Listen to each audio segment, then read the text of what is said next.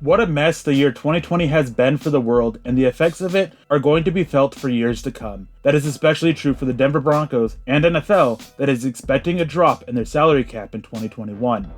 The NFL is missing out on a lot of money from revenue, which will drop the salary cap. How much exactly isn't known yet, neither is how long we'll see the cap hit drop, but we do know $175 million will be the minimum salary cap for 2021.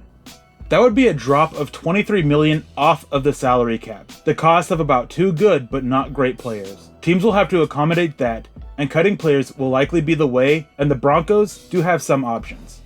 Von Miller was the star pass rusher for the Broncos, but his 2019 season was rough. He seems to have lost a step, and he really needs to bounce back in 2020, and the Broncos need him to do that as well.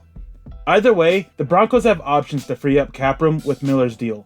If he doesn't bounce back, cutting him will free up $18 million of cap, whereas if he bounces back, they could look at an extension to lower his 2021 cap hit.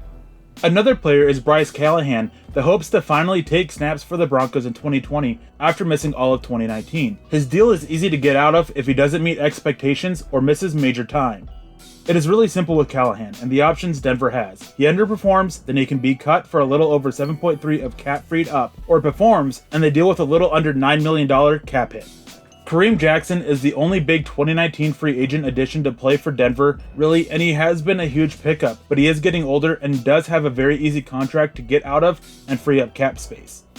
Jackson is on the books for over $12 million for 2021, but cutting him would free up $10 million of cap space for the Broncos. His fate could be tied to the next player on this list because of his position. The next player is Justin Simmons, who isn't even under contract for 2021, but this cap drop does have a huge impact on him and his future with the Denver Broncos.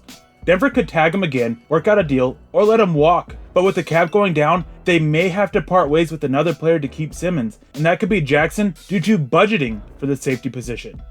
The last two players are the new veteran additions via a trade in AJ Bouye and Jarrell Casey. Since Denver traded for them, they don't have to worry about dead cap and could free up a lot of cap between these two. AJ Bouye would free up $13.5 million of salary cap space, while Casey would free up $13.85 million of salary cap. Over $27 million between these two players with no dead cap can be enticing, but Denver also has the option of extension with both of them. The Broncos can get a major help if they are able to save more of their remaining salary cap space in 2020, which is around $25 million, and roll it all over to 2021. That would at least cover for the cap drop.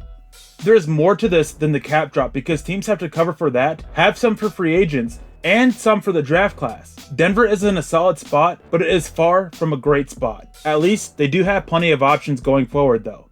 For Mile High Huddle and Sports Illustrated, I'm Eric Trickle.